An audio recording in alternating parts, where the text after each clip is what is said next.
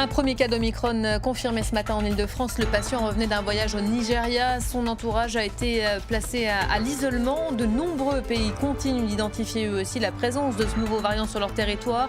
En réponse, certains décident même, vous le verrez, de se barricader. La Chine dit s'opposer ce matin à toute politisation du sport. Réaction dans l'affaire Peng Shuai après les sanctions annoncées par la WTA. L'instance gérant le circuit féminin de tennis a annoncé la suspension des tournois en Chine. Un geste en soutien à la championne chinoise, suspectée de ne pas évoluer librement. Et puis faut-il s'inquiéter des tensions à la frontière russo-ukrainienne? Depuis hier, Washington hausse le ton. Le chef de la diplomatie américaine menace la Russie de sanctions en cas d'agression contre l'Ukraine. Anthony Blinken qui rencontre aujourd'hui à Stockholm son homologue russe Sergei Lavrov. On va y revenir avec Armelle Charrier dans quelques instants. Bonjour à tous et bienvenue si vous nous rejoignez sur France 24. Bienvenue dans cette édition. Faut-il craindre ou non Omicron? Les infectiologues et épidémiologistes du monde entier s'activent pour en apprendre plus sur ce nouveau variant. Il faudra encore attendre, pour les plus optimistes, encore 8 à 15 jours avant d'être fixé. En attendant, cette nouvelle souche continue de se répandre. Un premier cas vient d'être confirmé ce matin dans la région Île-de-France. La France qui a décidé hier de réinstaurer des tests à l'arrivée sur le territoire pour tous les voyageurs extérieurs à l'Union européenne. D'autres pays font même encore plus et verrouillent totalement les entrées. Marc Pope. C'était un scénario prévisible. Voilà comment les autorités californiennes présentent la détection d'un cas du nouveau variant sur le sol américain. Le patient est un homme vacciné qui revenait d'Afrique du Sud. Les autorités se veulent rassurantes. We knew that Omicron was going to be here. We thought it was already here. We just hadn't detected it yet.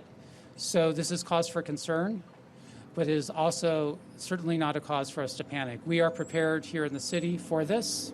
Les États-Unis envisagent d'imposer des conditions de test plus strictes pour les voyageurs à l'arrivée. En Corée du Sud, où 5 cas ont été détectés, une quarantaine est mise en place pour les voyageurs étrangers. Le pays est confronté à une nouvelle vague de contamination.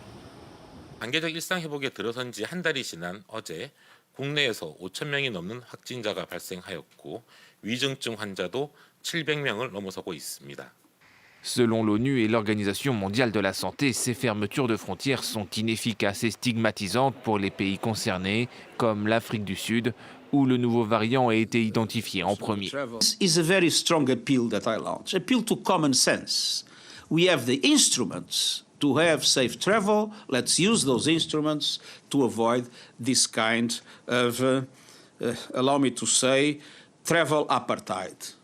À Pretoria, les autorités décrivent une propagation exponentielle du virus ces dernières semaines. Le variant Omicron, très contagieux, serait même déjà devenu majoritaire dans le pays.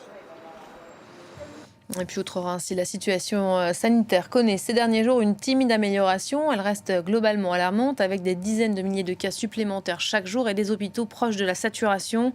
Dans ce contexte, Angela Merkel, son successeur annoncé Olaf Scholz, se réunissent aujourd'hui autour des dirigeants des 16 régions du pays, les fameux Länder. L'enjeu, peaufiner un nouvel arsenal de mesures, comme nous l'explique tout de suite Anne Maillet. En Allemagne, le taux d'incidence se maintient depuis des semaines à un niveau très élevé. Dans le sud et l'est du pays, les hôpitaux sont débordés et ont transféré ces derniers jours environ 80 malades du Covid vers d'autres régions avec l'aide de l'armée. Vous le savez, le nouveau variant Omicron a également été détecté sur le territoire et tous ces éléments appellent donc de nouvelles mesures. Une réunion entre les chefs de région, la chancelière sortante Angela Merkel et le futur chancelier Olaf Scholz devrait donc formaliser aujourd'hui un certain nombre de restrictions qui visent surtout les non-vaccinés, encore très nombreux dans le pays.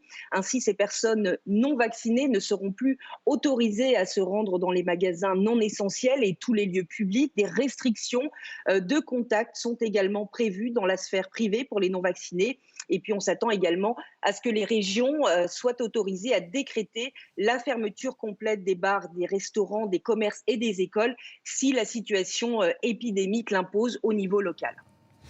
Et c'est éclairci à présent dans une météo orageuse. Dans la brouille qui les oppose au Royaume-Uni, les pêcheurs français viennent de remporter une petite victoire. L'île anglo-normande de Guernesey leur a accordé 40 licences de pêche, un indispensable pour continuer à travailler dans certaines eaux britanniques au-delà du 1er février prochain. Paris attend désormais que Londres fasse de même. Théa Bazarevich. C'est une prise satisfaisante pour les pêcheurs français. Dans leur filet, 40 licences délivrées d'un coup par le gouvernement de Guernesey. La ministre française de la mer salue une excellente nouvelle. La Commission européenne et la France ont bien avancé en quelques semaines avec Guernesey. Les efforts payent et le travail continue pour donner une visibilité maximale aux professionnels. Aux 40 licences s'ajoutent 3 bateaux qui viendront remplacer des navires ayant quitté la flotte française. Tous pourront continuer à pêcher au large de l'île anglo-normande, comme avant le Brexit. Le combat est pour autant loin d'être terminé. 111 licences manquent toujours à l'appel. Si Paris considère Guernesey comme un partenaire fiable, les négociations sont plus rudes avec Jersey et Londres. La France leur reproche de ne pas délivrer les licences assez vite. Avec le Brexit, les zones de pêche ont été redessinées, et ses règles avec. Pour pouvoir continuer de travailler dans certaines eaux britanniques, les pêcheurs européens doivent obtenir un permis délivré par Londres et prouver qu'ils y pêchaient déjà entre 2012 et 2016. Tout sauf une simple formalité, surtout pour les petits bateaux. Moins bien équipés, souvent dépourvus de traceurs GPS, ils peinent à prouver leur présence. Les anciens navires remplacés par des neufs sont eux aussi dans l'impasse. Il y a quelques jours, par l'intermédiaire de son secrétaire chargé des affaires européennes, le gouvernement français affirmait que la balle était dans le camp des Britanniques.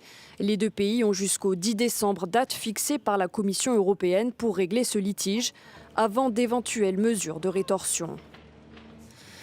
On attendait une réponse de Pékin, la voilà désormais formulée. La Chine dit s'opposer ce matin à la politisation du sport et action de l'Empire du Milieu, alors que la WTA a annoncé quelques heures plus tôt la suspension de ces tournois en Chine.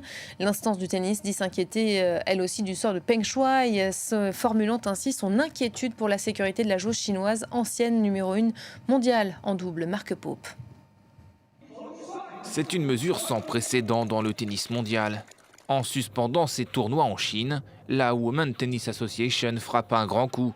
Steve Simon, son directeur général, justifie cette décision par le traitement infligé par la Chine à la joueuse Peng Shuai. Je ne vois pas comment je peux demander à nos athlètes de participer à des tournois quand Peng Shuai n'est pas autorisée à communiquer librement et a, semble-t-il, subi des pressions pour revenir sur ses allégations d'abus sexuels. La décision de l'association a des conséquences importantes. Elle représente un manque à gagner estimé à plusieurs centaines de millions de dollars en droits télévisés. Sur les réseaux sociaux, les stars du tennis ont vite réagi. Je soutiens complètement la position de la WTA parce que nous n'avons pas assez d'informations sur Peng Shuai et son bien-être. Sa santé est de la plus haute importance pour le monde du tennis. Quelque chose comme ça ne doit pas arriver. Le sort de Peng Shuai déchaîne depuis plusieurs semaines les passions. Sa disparition après avoir accusé d'agression sexuelle un ancien haut dirigeant chinois avait provoqué l'inquiétude et l'émoi dans le monde entier. Réapparue en public le 21 novembre comme spectatrice d'un tournoi de tennis à Pékin, la joueuse de tennis avait assuré être saine et sauve lors d'une visioconférence avec le président du Comité international olympique. Mais les questions et les inquiétudes sont toujours là. L'annonce de la WTA est embarrassante pour la Chine. Elle intervient à quelques semaines du début des Jeux olympiques d'hiver, organisés par Pékin en février prochain.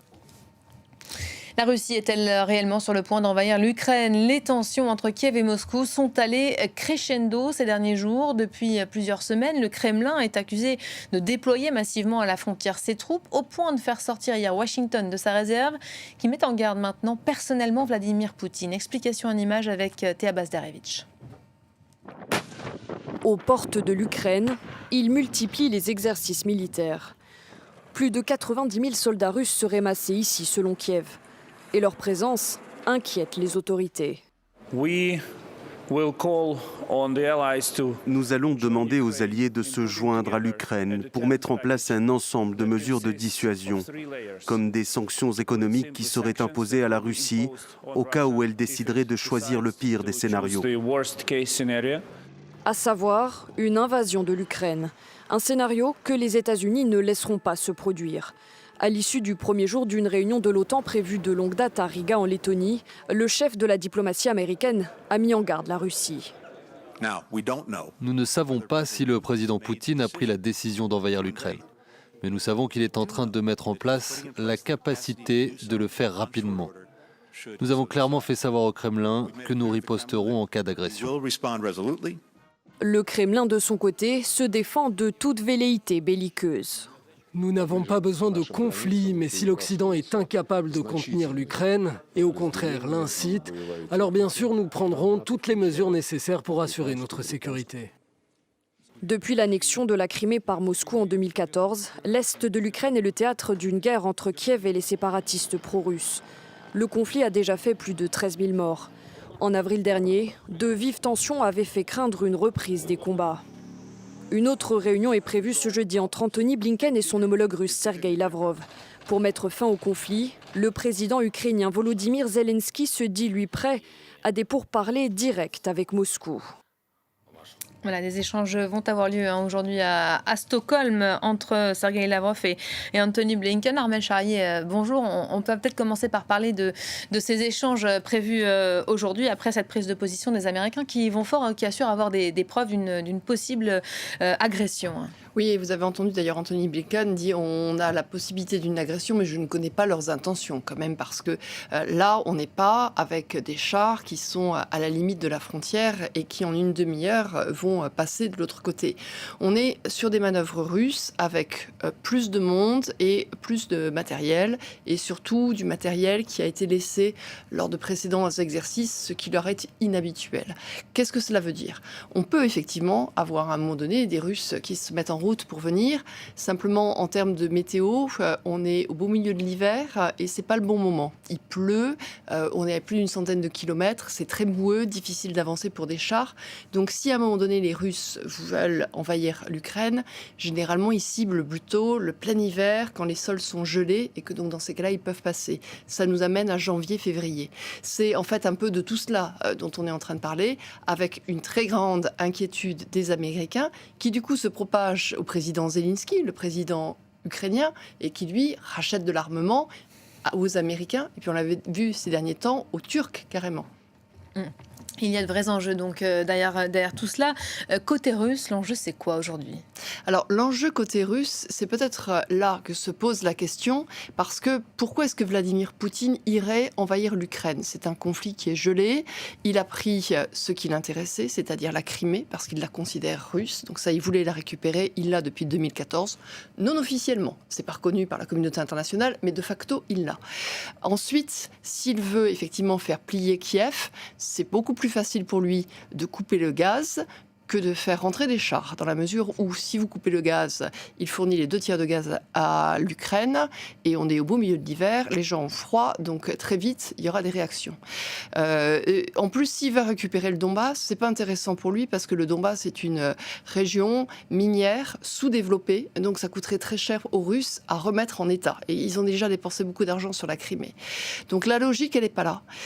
Soit à un moment donné, il veut quand même avoir une empreinte territoriale, et il veut aller plus loin, mais dans ces cas, ça veut dire qu'il change de case et de logique. Soit il essaie de faire pression sur la communauté internationale en faisant croire effectivement qu'une offensive est possible et en essayant de tracter derrière, par exemple, un allègement des sanctions économiques sur la Russie en disant écoutez, si moi je retire mes troupes, dans ces cas-là, offrez-moi quelque chose et en tout cas, attablez-vous avec Zelensky pour lui faire entendre qu'il ne sera ni dans l'OTAN ni dans l'Union européenne. Merci beaucoup Armel. On suivra évidemment les échanges du jour entre Antony Blinken et Sergueï Lavrov prévus à Stockholm. Fin de ce journal, merci à vous de l'avoir suivi. Restez avec nous. L'info revient dans quelques instants sur nos antennes. Elle se poursuit également toujours sur notre site internet www.france24.com. À tout à l'heure.